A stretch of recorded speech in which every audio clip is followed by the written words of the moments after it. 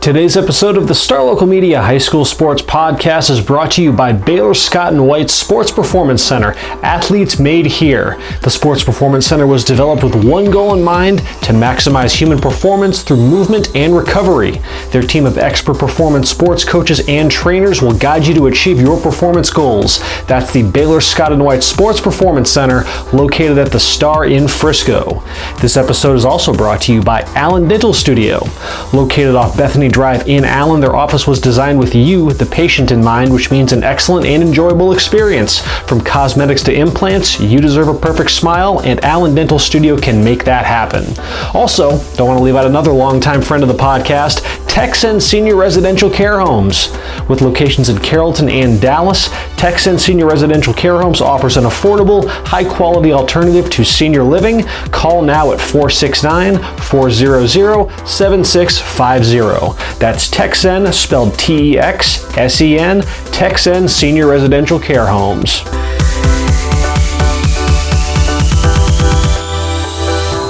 Welcome to another edition of the Star Local Media High School Sports Podcast. I'm Brian Murphy. It's a two-man band with my guy Taylor Raglin. Feels like we've done a lot of that this year. Yeah, I'm not mad at it. I kind of like the two-man shows. It's a big Thursday episode where, previewing our game of the week, and the people have spoken. And this was a game that I was kind of hoping would win also. Yeah. In 7-5A Division II, Lovejoy, Denison, a must-win, really, almost for Denison. Because Reedy's right on their tails. I would definitely say it's a must-win for Denison, for sure. Because if you look at, Reedy's 4-3, they only have one game left, but they get to play Princeton. And I say get to. Princeton's been competitive, but that's a game that if you're Denison, you can't assume that Reedy's going to lose that one. Yeah. So if you're Denison, you get two shots essentially at getting to 6 wins. They're 5-1, 2 games left. You have to either beat Lovejoy or who's Denison got in the last week? I don't remember off the top of my head, but they're both tough. They're both tough. So if you're Denison and you lose out, you're putting your fate in the hands of Princeton, which and that's not you want to control your own destiny, and that's because they're the only one of those top 4 teams that lost to Reedy. Back in September, they lost at home, 35-32. Reedy held on and won that game. So now Denison, it's going to come down to the wire, and I think, we'll get into our picks later. This was actually the most intriguing, pick on the picket line out of our 10 games. Lovejoy and Denison, it was a nice little split there. But Lovejoy, man, they've pulled off a lot of close games. They've been in a lot of close games. They've lost some close games. The overtime to Braswell. What's it looking like over there for the Leopards, who've pretty much already secured a playoff spot? Well, yeah, I was going to say the important thing is that, like you mentioned, there's 4 teams at 5-1. Frisco, Denison, Braswell, and Lovejoy are all 5-1. And as you mentioned, the Yellow Jackets, the only one that hasn't beaten Reedy. So if you've beaten Reedy, you're in, because Reedy can only get to 5 wins. All those other 3 teams have all beaten Reedy and already have 5 wins. So then it's just going to become a seeding battle of and who you get to line up with in the first round and all that good stuff. So, for Lovejoy, plenty to play for, obviously. If you're Lovejoy, you want to be rolling going into the playoffs. You want to try to finish the year 7-1. You want to, get some good feelings going. And I guess the first thing I'll say is that I didn't get to I was out covering cross country. I wasn't on the podcast earlier this week. But results from last week, I'm kind of just throwing them out. We'll get to some other ones in the back half of today's podcast with some weird results last week, but the weather was so weird. It seemed to be just like something in the air. So many strange results. Halloween. Denison only beat Memorial by a score. Lovejoy beat Lake Dallas by 2 points. There were just so many games. Hebron, who we'll get to later, was tied with MacArthur 3-3 at halftime or in the third quarter, into the third quarter. It was just really strange. So I'm going to try not to read too much into some of those games. And in Lovejoy's case especially, it was a tale of 2 halves last week, and that offense is certainly better than putting up 28 against Lake Dallas. That's also a case of maybe Lake Dallas just, they got up. That's a competitive program, a prideful program that has really fallen on some hard times this year. Really kind of needed, some final few games to feel better about itself.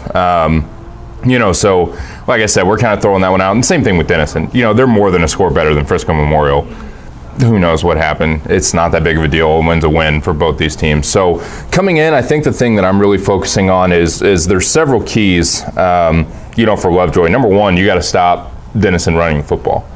Denison has really a three-headed rushing attack, but in particular, Asa Osborne and Jadarian Price are, one of the best dual threat backfields that you'll find, not only in the district, but, the area. Those guys are so good. They complement each other really well. Denison's not afraid to use them series to series, which is strange. Sometimes you feel like, you have a Jadarian Price, one of the best running backs in the country, not just the state even, and obviously projects to be a big-time, probably Power 5 prospect. You would think that, okay, you complement him with a secondary back and he gets the majority of the carries. But Denison's not afraid to go, okay, this is Osborne's series, this is Price's series, and they just roll with guys. And Osborne's answered the bell, and that's really been the key. I mean, you look at one game that Denison has lost and not scored a lot, and the Frisco game is that game, or they won that game, but it was 10-7, I think, 10-7. That they beat Frisco. So Denison, no stranger putting up points, but they didn't have Price or Osborne go over 55 yards in that game. So that's kind of their entire offense is predicated on getting the run game going, getting the threat of Price and Osborne going, and then they can throw the football too. I mean, Todd Ford, the Lovejoy head coach, told me this week, he's like, basically don't let it fool you. They can throw the football too, but it's all predicated on how well are they running football on any given day. So that's going to be key number one, for Lovejoy. And they've been up and down stopping the run. They had a 127-yard rusher from Princeton, but that was a game Lovejoy wanted to blow out, so who really knows. Garbage time. But I think the one game that they really need to look at is that Reedy game. Reedy's, Will Harbor, some other guys that, Reedy's no stranger to trying to run the football. And they didn't have anybody go over, I think, about that 55-yard number, or 59 yards. You were at that game against Reedy. Yeah. That crazy, it was 2019. What did Lovejoy do? What was enough on defense? That was really kind of it. That's what Lovejoy is going to score. Since they had an opening week flop against Collegeville Heritage, that was a weird game. It was a Saturday game. I think game shape stuff kind of came in for some of the guys. It was like 13-10 or whatever. It was a strange game. But since then, they've scored 20 every single week, and they've gone over 40 4 times. So, last week even in that 28-26 win, that was not even a good offensive effort, quote unquote, from junior Ralph Rucker and the rest of that Lovejoy offense. I mean, they are gonna score points, which I think is, if Lovejoy is going to win this game, it feels like it's going to be one of those games, kind of like the Reedy game, where the offense is clicking, they're going to put up 30 points, and then your defense does enough. Because that's what they did against Reedy. The defense kept them in the game. Reedy had, a pick six that also, kind of kept that game close and put them ahead at one point. It really wasn't the Reedy offense that got Lovejoy. So, Lovejoy is one of those teams almost where the defense doesn't have to, you don't have to shut people out. The Leopards are going to throw the football around and score points. Well, so was Frisco. Frisco had been throwing the ball around a lot, and Denison, they made them very one-dimensional. They've been throwing the ball around a lot for Frisco. No, Corey Green has got multiple 200-yard games. Chase Lowry has been awesome. And I think they only completed one or two passes that entire game, and they really made them one-dimensional into that wing tee. So I don't know if that was I wasn't at that game, so I don't know if it was a game plan, scheme, predicated for that wing tee style. And Lovejoy obviously likes to spread it out. Yeah. And they're not Frisco when it comes to. I mean, a good day, even Frisco is definitely throwing the ball more and having success throwing the football. But a good day for Frisco, like you said, they get 225 yards through the air. Oh my God, we're throwing a party. For Lovejoy, if their offense is clicking on all cylinders through the air, Rucker might finish with 400 yards and 5 touchdowns. They can throw the ball that way. They can go big with the passing game. They can move. I mean, that last drive against Reedy to win that game, a 39-yard pass to Reed Westervelt got him within striking distance, and then it was another pass to Westervelt that ended up scoring. I mean, they run the football, but that offense is predicated on one Rucker, being himself. He's a dual threat. He likes to mix it up. He likes to run. He's talented. And then, they always have a good crop of receivers, and this year it's been led by. But who else on that offense is going to have to step up and be Denison? I think, that connection between Westervelt and Rucker is going to have to be there. It's definitely been, not that they don't have other receivers. Like I said, Lovejoy's known for just literally recycling crops of receivers over and over again. You get some that move out, and then 3 or 4 more come up and move in, and it's all good. But Rucker and Westerveld have really kind of established a connection. When I interviewed Ralph Rucker for a previous podcast, that was what he said. He's like, if it's 3rd and 6, I know where I'm going. I'm going to Reed Westerveld, and that's kind of been the way it is. And Rucker leads that offense with his legs too. I mean, he's no stranger to having a 100+ yard game on the ground. So it's really just going to have to be getting back to, and I think, this game, I project it to be close. I don't think it's going to be a 10-7 type game, because both of these offenses, I think, are high-powered enough. I see more like that Reedy game, 35-32, something like that. And the keys are going to be turnovers and mistakes. Lovejoy had such a sloppy second half against Lake Dallas, and it was good enough to beat a down Lake Dallas team anyway.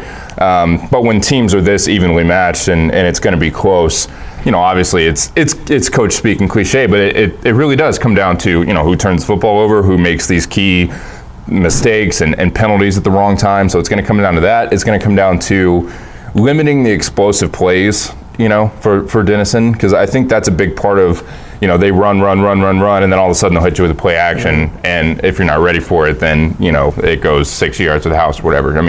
Crazy things happen because you kind of get lulled to sleep with, running the football over and over again. And then playing a full 4 quarters for Lovejoy on offense, I think, is key. It's if you're going to get into a game where it's high scoring, it's back and forth, Denison is going to have success running the football most likely. I really don't see Lovejoy winning a game that's a defensive struggle. The Lovejoy defense has come a long way and gotten some key pieces back, over the last couple weeks, which has really kind of helped that unit congeal a little bit more. But I definitely see a game that's a little bit higher scoring, although who knows, it's supposed to be really cold too, so sometimes that can wreak havoc on offenses as well. But man, I think the theme is it's going to be really close. It's going to be a couple of teams with explosive capability, a couple of teams that are no strangers scoring points, and it's going to come down to, I think, that Lovejoy passing game and their defense doing enough versus do Osborne and Price go off and let everything build from there. Because it's not even necessarily like Price has to, have a 200-yard day. That's not really what I'm even talking about. But they get Price to go for 110 and Osborne to go for 80, or some mixture like that, then that's enough to build off of, the rest of their athletes, because they're fast everywhere. I'll say that too. Denison is young and fast and explosive, and no stranger to mixing it up this year. You saw them play Lake Dallas. I saw them run over. That was, it was a complete blowout against Lake Dallas at home. I don't take a whole lot away from that game because they were, up 3 or 4 scores almost immediately. So they kind of they weren't asked to do a whole lot creatively, offensively. So the other thing I will say is that Lovejoy, if it gets into, regardless if it's low scoring or high scoring, Lovejoy's been, like you said, in some tight games. They've got that experience. They lost the multi-overtime throw to Braswell, but they had that drive to win the game against Reedy by a point. Obviously, they hung on against Lake Dallas, in bad weather, which, more, at least cold expected this week. Maybe not as wet, but cold. So there is some battle-tested, aspect to Lovejoy, and, we'll see. Hopefully it isn't wet for Denison's case. Because I know there were some games last week, Lakeview and Saxe, for instance. You knew Kamar Wheaton, Saxe could load the box because you knew no one could really throw the ball in that type of weather, or at least it was hard. So, for Denison's sake, hope that it's not too wet and that they can't play, hey, we know y'all are going to run the ball every time. But then again, if it's not wet, then Lovejoy might air it out. And so and that's tough for Denison, too, because I looked last week against Memorial, which, again, it was a weird week. Grain of salt for everything. But Denison gave up like 237 yards passing to Memorial, which, they want to throw. It's not like Memorial is just a complete, no direction program anymore. But you're not going to see a passing game like you will with Ralph Rucker and Reed Westerveld and the rest of that Lovejoy game. So you're giving up 237 yards to them. You better figure something out to not give up 450 to Lovejoy. You know what I mean? So everything that you've said, it's leaning towards the direction of you picking Lovejoy? I think it's almost Lovejoy. I think I picked them by like 6 or 7 in my preview in the Allen paper. Yeah, we do points. But I mean, it's almost, I think a score is fair. I could even see somebody putting this game at, the 3-point home field advantage, because that's a big deal. The travel's also something. The fact that it's at Lovejoy. Yeah. Denison so far. Yeah. If this game was at Denison, I'd think, man, Denison would be not heavy favorites, but they'd be favored. Yeah, sure. I mean, it's one of the few cases in this district where, that there is significant travel. Yeah. I mean, it's an hour plus. Yeah. So, I mean, I don't know. It's a toss-up. I did end up going with Lovejoy. I think that Lovejoy needs kind of a good bounce back game. I think the offense is going to take a lot of pride in coming out and not having a half where they completely dominate and then a half where they go away and do nothing. And some of that was just weirdness. Like I said, I mean, they didn't run a whole lot of plays in the second half against Lake Dallas, and then they had a weird turnover like right near the goal line. I think it was a lot of strangeness, but I think that Rucker and company come out, have a really nice offensive day against Denison, and then I think the Lovejoy defense does enough. You, Kendrick, and Matt all think the same. Y'all all pick Lovejoy. Me and Devin Hassan, we think Denison can take care of business. I hope Denison can too for the picket line sake, because y'all are only 2 games separating first place from last place. Myself, Kendrick, and Matt, we're all 69 and 21. I've never seen it like this. Everybody's doing well, man. It's almost like we do this for a living. That's like we're experts or something. I don't know. But yeah, it's a nice split, nice 3-2 split. That game is it's at Lovejoy Friday, 7 p.m. Yep. Should be a good one. Cold. Bundle up. Cold, bundle up. We have a bunch more games to preview from our games of the week, so make sure to stay tuned for those. And I made the most risky pick of the season. Oh, so man. Make sure to stay tuned for that after this break. Today's podcast is brought to you by Star Local Media. 14 newspapers and websites with a print distribution of 270,000 homes and monthly page views of 600,000 online. Star Local Media, your community voice for news. And now, let's get back to the podcast. How's it going, everybody? Taylor Raglin out here at Lovejoy with senior safety Quinn McDermott. The Leopards coming off a big win over Lake Dallas last week. Getting ready for a matchup with Denison this week as 7-5A Division II winds down. Thanks for joining me, Quinn. I guess the first thing is, as I mentioned, the win over Lake Dallas last week. It was probably a little closer than you guys would have liked, but you come away with a 28-26 win. So, what do you feel like that says about you guys as a ball club that, not on your best night, but you still found a way to get it done? Yeah, I feel like just our team. I mean, no matter who we're playing, we figure out how to pull it out unless it's a big blowout or close win. We find a way to come together and pull out of the win. It was really kind of exemplified against Reedy. Also, the offense gets a lot of credit for that one, and RW and Reed and those guys. But, at the same time, Coach Ford and everybody else pretty much surrounding that game talked about you guys and how you guys kept them in it. You feel like this defensive group really has kind of that fighter's mentality to keep you guys in games? Oh, yes, sir. I feel like we've just been able to, become a big force in the turnover game. Past 2 games had 7 interceptions.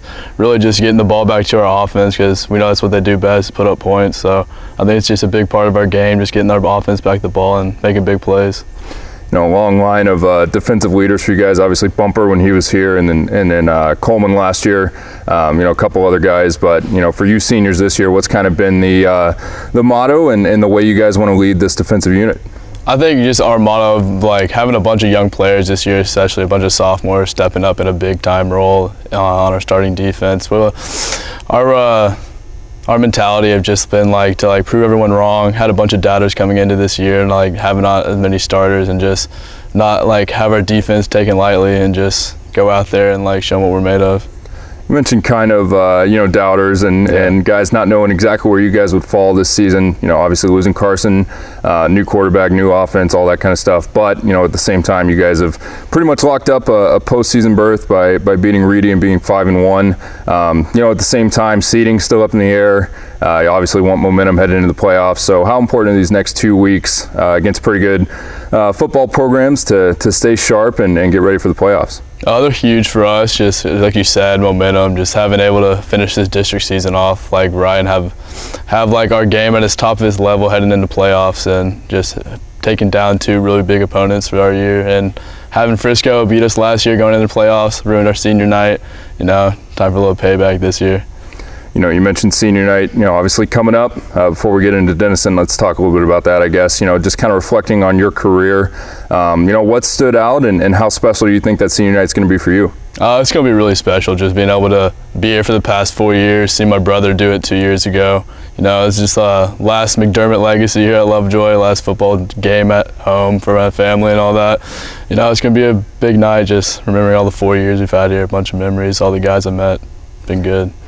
You know, moving into Denison, you know, obviously known for the running game. You know, that's something that they want to establish early with, you know, with Price and Osborne and some of the other guys they had back there. So, how much of a focus has that been for you guys this week to really kind of slow that down and not let them get that established? Yeah, it's been pretty big. You know, he's a great back, super elusive, very talented. You know, that's just like our biggest part. We think if we can stop the run game, keep him limited, have him get into long downs on third down, making them force the ball in the air, I think we could be able to be just fine. You know, that's kind of the other aspect to them. Obviously, they want to start with the run, but, you know, kind of sneaky, explosive on offense, you know, through the air sometimes. So especially for a guy like you know, how important is it to, you know, kind of keep that in the back of your mind and be prepared for that as well? Yeah, it's been big. Just focus on your keys and not get too caught up in the mesh. Like, don't keep your eye on the ball too much. Let the quarterback's eyes show you where you're going. Don't, like, follow the running back because they try to just slip your receivers right behind you without you even knowing. So it's been big for us this week. I guess the last thing is, you know, obviously a senior, you know, looking to leave a legacy and have some playoff success and all that good stuff. So what do you think is the most important thing for you guys down the stretch and in the postseason? I think just a big goal for us is we've been known as a team to make it 2 rounds and go home. And, like, us seniors we've been doubted ever since we stepped foot in the high school, our class, and we're just trying to go out with a bang and get past and make a run this year. Absolutely. Well, thank you, Quinn. That's been Taylor Raglin and Quinn McDermott out here at Lovejoy. They got Denison this week as the regular season wraps up. Game of the week. Let's get back to the podcast. All right, and we are back. And, Taylor, we have 4 more games to preview here from the picket line, from our Game of the Week selection. There's a ton going on in 6-6A. Huge week. Basically, playoff games have already begun, and playoff seedings and another matchup there. So we should start, you know, 6-6A first and foremost. I know that Flower Mound Coppell game. You know, who would have thought, you know, the loser of this game could be pretty much on the outside looking in potentially. Yeah, I mean, week 9. And they will be, you know, because I think a lot of us had it down to, you know, Coppell and Lewisville. And Lewisville has gone, you know, above and beyond and played really well. That offense is legit. You know, they're 4-1, Hebron's 4-1, and Marcus is 5-0. So they're all looking good. And then you have Flower Mound at 3-2, Coppell at 2-3. But it's deceiving because, you know, the head-to-head obviously left this week. Coppell, if they beat Flower Mound, they'll both be 3-3. And then, you know, even if both teams take care of business against, you know, their final opponents, they end up tied, and then Coppell has the head-to-head. And the mighty Jaguars, you know, who we all thought they were going to contend for a district title, you know, for the 2nd year in a row. You know, that offense, just everything going into Flower Mound, would miss the playoffs. It's no longer the year of the Jaguar. It's like crazy. Last year, man. Who do you think that Prosper loss was kind of the beginning of the downfall, or do you think they were struggling? I don't know if that's the downfall. I think the thing is really just been the offense struggling against, you know, the upper tier defenses. You know, I think that's really been kind of the case. I mean, you look at the Hebron game, that game was close throughout, but, you know, Flower Mound scored what? Was it 11 points? I don't remember. It was, you know, not a very impressive showing from an offense that we all expected to put up 40 a game. You know, and it's similar this week. You know, Coppell's allowing 11 points per game over its past 2. And, you know, it held Marcus to, you know, 15-7. That game needed overtime to be decided. So the Coppell defense is playing really well. And, you know, the Cowboys playing for their postseason lives. It's intrigue that we didn't expect. But none of us picked Coppell to win.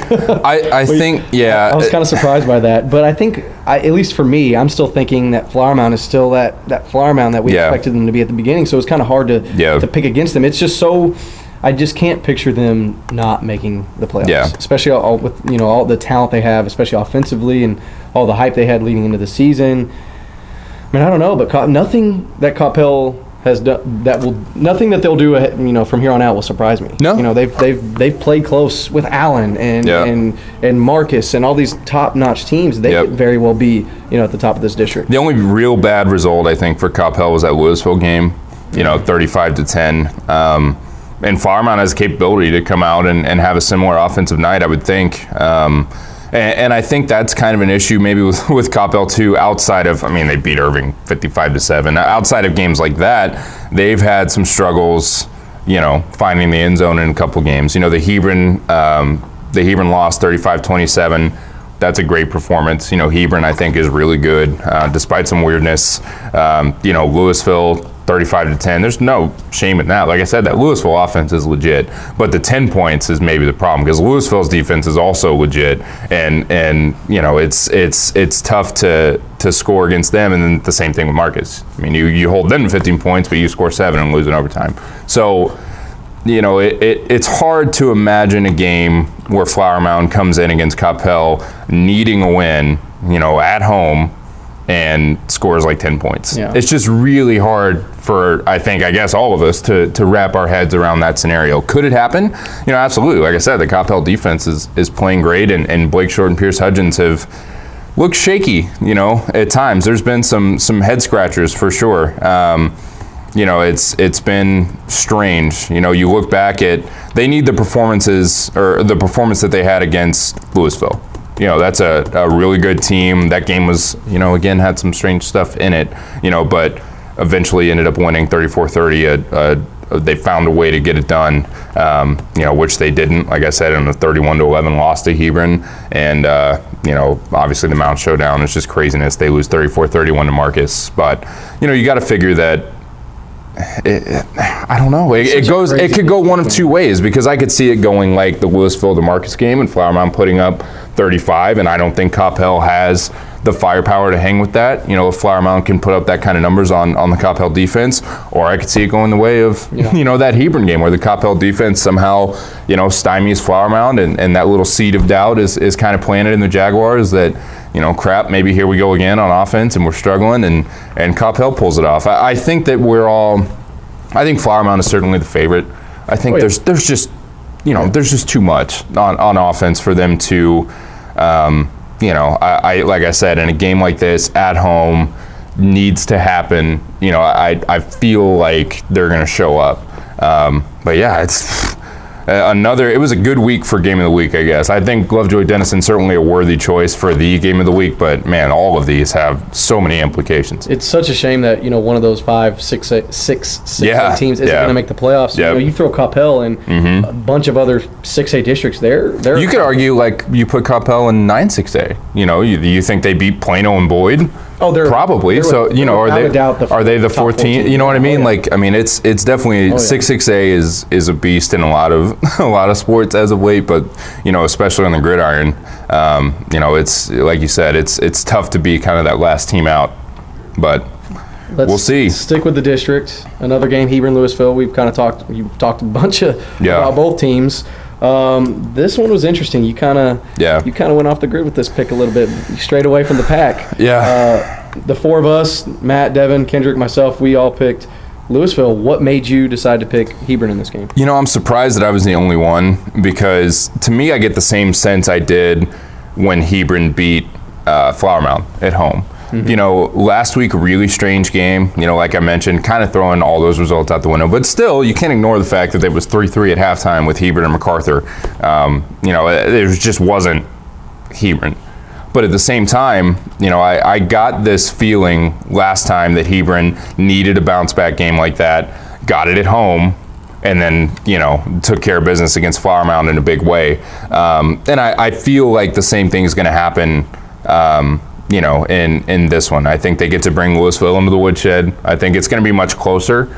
I envision this game being just an absolute slugfest. Just could end up being another one of those 35-32 thrillers where, it's just an unbelievable game and Hebron pulls it off. I think that's kind of the feeling I get, is that Hebron's going to find a way to win this one. I don't think it's going to be, I don't think the final scores are going to end up 35-11 like it did with Flower Mound. That Lewisville offense is also really good. But, Hebron's defense has done it once at home, like I said, with that Flower Mound game. So, clearly there's a blueprint there for the Hebron defense to step up at home and play big in a big scenario like this. This one, potentially, the winner, depending on what Marcus does. But, Marcus looks like the district title favorite, but seeding's important.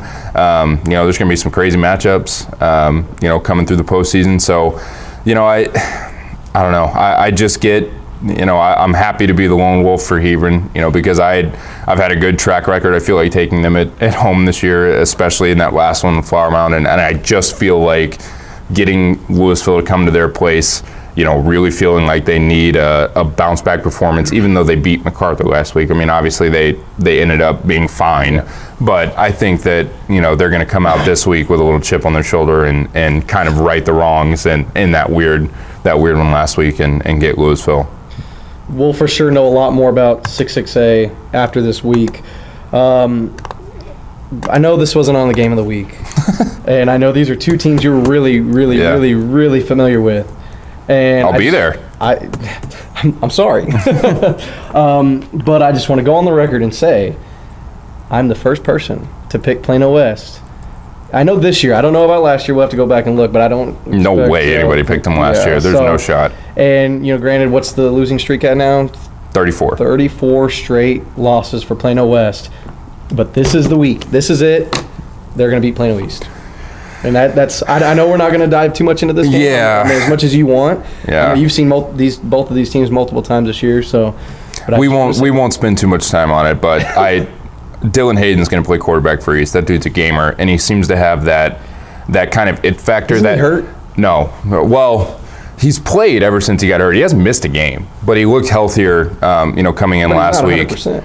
He looked healthier coming in last week because Ryan Faust broke his collarbone. Hayden came in, took over a quarterback after Harrison Record played briefly and almost brought East back to beat McKinney. And like I said, he seems to have kind of that leader of men quality to him. They really seem to follow him into battle, I guess, to use the cliche. But yeah, we won't spend too much time on it. I couldn't bring myself to pick West, but it would not shock me. I mean, it's going to be a crazy rivalry game. West has been super competitive, particularly against Plano. 5-point loss, and they led in that game in the fourth quarter. So who knows? I'm either going to look like a genius or the biggest idiot when Plano East wins by 30 plus. I don't think that'll happen. I will go on record and say I don't think it'll be a blowout, but we'll see. Okay. We'll see. Go Wolves. So before we head on to another 6A team, I want to dive back into 5A. Yeah. Two teams that I'm really familiar with. And I was kind of hoping this game would get a little more votes and a little more, on the game of the week poll. The Colony and Frisco Independence. Yeah. I wrote a column almost a month ago talking about how I thought Independence was the second best team in the district, and now looking back, I may have been a little wrong. May have jumped the gun a little bit. I'll admit that the Colony is they're insanely loaded, but at the time the Colony had some suspect performances. In non-district, and then they were fresh off that narrow win over your alma mater Centennial, which was kind of concerning. But they're rolling right now. They just blew out Lakeland last week, and a game that we all expected to be close and proved to be a blowout. And all the games we expect to be blowouts were close. So it was just a weird week. But I don't think that was a fluke. I think that was the Colony Lakeland kicked to Miles Price twice, which was a big mistake. Two big mistakes, I should say, and I don't expect Independence to be kicking Miles Price. I don't expect. Just kick it out of bounds, people. Onside kick. Just take the penalty. You're better off. What's the out of bounds penalty? You get it at the 30, 35 or 40. It's either way. Just take it. Don't kick it to him. Wakeland actually. Stop. They onside kicked finally after he took two to the house. They were just like, you know what? We're just gonna onside kick. They didn't get it, but they were better off. Miles Price better off than a score. 90 yards to the house. But this game is going to be real interesting. Independence is fresh off a close win last week. That was another weird game. Maybe last week was weird, just all over the place, man. Little Elm, they changed up some schemes and they moved Ryan Watts from cornerback to kind of a roaming safety type player back there in the secondary, and they kind of stifled Independence a little bit. Independence barely won 35-31. Yeah. And that. They have the connection, Braylon Braxton, Kion Wafer, just two dynamic players. Kion Wafer has 17 touchdown catches this year. Pretty good. But I don't know if he's going to have as much success against Christian Gonzalez. Yeah. And or Miles Price. You got to think, and I talked to Coach Story about this earlier this week, you got to think, you're going to have one of those two guys on on wafer. They kind of did the same deal with Marvin Mims. Marvin Mims still had a game, against. I mean, he's going to get his. But he didn't have 200 plus and 4 touchdowns like he has against literally everyone else on the schedule so far. So I think it's going to come down to see if Independence can run the ball. Yeah. And Braylon Braxton's going to have to make. He's going to have to get the game of his life. He's going to have to make smart decisions. They're going to be at the Colony at Tommy Briggs Stadium. The same place where Lone Star almost lost. Yeah. If this game was being played a month ago, I'd still have my Independence goggles on, and I would have flirted with the idea of picking. I actually would have picked Independence, but right now, just based off of how the season has gone and the personnel the Colony have, and they're geared up to stop, or maybe not stop, but contain a dynamic passing attack. And we're all unanimous. We all think the Colony's going to win. I think that's the biggest thing. I mean, you look at the last 2 performances, particularly the Colony against Lone Star. That was a heck of a game, and that Lone Star offense. No offense to Independence. Independence is having a great season. No one is Lone Star, but nobody is that Lone Star offense. And the Colony was they found a way to keep that game close, and I think they've kind of righted the ship. I mean, coming into the season, there was no doubt that we all thought the Colony was the second best team, and maybe even. Before we knew what Lone Star was, kind of flirting with that back and forth. Yeah, just based off what happened last year. The Colony's figured it out. They're too talented. Like I said, Independence having a great year, absolutely taking nothing away from them. But the Colony seems like they've gotten back on track, and the Cougars are pretty loaded. So common theme with the Colony has been slow starts. Yeah. And then second half gets rolling. Then they find their guys. They get Keith Miller going. They get Gonzalez going. They get Miles Price really going. That's what happened against Centennial. That's what happened against Wakeland. It's happened a lot this season. But getting off to that hot start like they did against Wakeland, it will also be a key. But I do think this has the makings of a shootout. Yeah. These are and this is for the number 2 seed in the district. Coach Rangel, he talked a lot about it last week. When I spoke to him after they beat Wakeland, they want to host a playoff game because they know how tough it is. Yeah. To play at Tommy Briggs for opposing teams. And last year they lost to Mansfield Timberview in the first round 35-31 after almost looking unbeatable all through the season, even being Lone Star. So they really want to host that playoff game and kind of prove, hey, we're still legit. This is our last ride with Miller, Gonzalez, and the whole crew. Mikey Harrington. I feel like Mikey Harrington doesn't get enough love. He's so good. You look in the box score, he's got over 300 yards almost every game. He led the Colony in rushing. Last week, their starting running back is a freshman, Camden Wesley. So their running game really last week was non-existent outside of Mikey Harrington scrambling. Yeah. And, with all those guys on offense, he doesn't get the love I feel like he deserves. He's a really good player. I'm surprised he hasn't gotten more looks from colleges all around there. But, the Colony, like I said, they're just too loaded. Colony should win this game, but I expect a close shootout. So this leads us into one of the weirder districts. I don't even know where to begin. But Rowlett, Lakeview, district title on the line, playoff seeding on the line. I wish Devin Hassan was here to kind of explain some of this, but it's just the theme of. Well, the theme of the district is unpredictability. Yeah. No result surprises me outside of if South Garland beat somebody. That would be the only thing that really shocked me. Other than that, I have no idea what's going to happen. Garland at 1-4. They have some sophomore studs. Rowlett beat them 26-24. Yeah. So, it's not like they're awful. And Rowlett itself is kind of the model of how crazy this district's been. They got 2 1-point wins and a 2-point win that I just talked about over Garland. Yeah. Although I think I'm in line with the rest of us. Obviously, we all picked Lakeview, for the picket line, despite the loss to Saxe last week. One, because the loss to Saxe was the definition of a loss. They lost that game. Saxe, didn't feel like it won that game. It felt like Lakeview, they fumbled trying to run the clock out. And then it was a controversial touchdown call. It was wet. It was a lot. It was rainy. It was a lot. But there's a couple things that lead me to pick, Lakeview. That offense has been good, obviously, this season. Rowlett's been fine on defense, only allowing a little under 20 points per game in district play.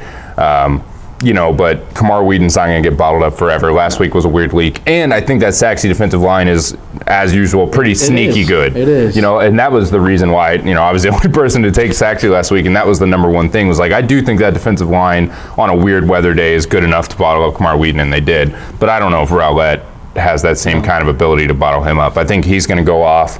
Like I said, that was a weird loss last week. I don't read a whole lot into that for Lakeview, and I don't think. It's tough because, like I said, it wouldn't surprise me if Rowlett won. They've been finding, the one thing I'll say about Rowlett is that they're finding ways to win. And it could happen again this week, but I think Lakeview's just got enough with Wheaton, enough talent elsewhere. I think their offense is good enough, and they need a win. You come off a game like that, it's kind of the Hebron theory that I talked about earlier. I mean, you need a bounce back, even though you're going to be a postseason team most likely. You're going to be fine. You need a game to make you feel good about yourself again, and Rowlett could be a candidate for a game like that happening, but we'll see. And we all picked Lakeview in this game. Despite them coming off the loss and despite Rowlett being 4-1, I just think without seeing Rowlett play, and this is not the Saxy homer in me speaking, I think Rowlett's wins have been kind of fluky. But wins are wins. But I think Lakeview, like you said, Kamar Wheaton's going to be too much. He's not going to get bottled up 2 weeks in a row. They're not going to be able to stack the box against him and know that they're going to run it every time. With the rainy, nasty weather. So I think Lakeview is the better team, and they should win this game. They should be 4-1 right now in district. That district's just so weird. It is weird. No, we don't know who the district champion is because. Wiley beats Saxy, and then Wiley loses to Lakeview, and then Rowlett's beating everyone except for, I don't even know, they lost to Wiley 14-13 in a weird game. It's just everyone's beating up on everyone. Naaman's still in it at 2-3, and North Garland's still technically in the mix at 2-3. I don't know. I'm glad I'm not Devin, because that is a headache there. But that'll wrap it up for our Thursday edition of the Star Local Media High School Sports Podcast. Taylor, where all are you going to be? I'll be at East and West, seeing if your prediction comes true. I'm going to have your tweets on notification. And if I don't like them, if it's in the second quarter, third, halftime, and I'm not liking what I'm seeing, I might unfollow and block you. So it's too late to change your pick. We'll see. I might just delete my Twitter. Well, I don't know. But and your Twitter handle just Taylor Raglin. Taylor Raglin. Mine is at Brian Murphy _. I will actually be at FISD Memorial on Thursday. Heritage faces Little Elm. Both teams still in the mix for a playoff spot. And then Friday, obviously, I'll be at Tommy Briggs for the second time this year for Independence against the Colony. But that'll just about wrap it up. Make sure to stay tuned next week when, the playoff pictures will be in line for Week 10. And a lot going on there on the gridiron and some more football talk then. So we'll see you next week.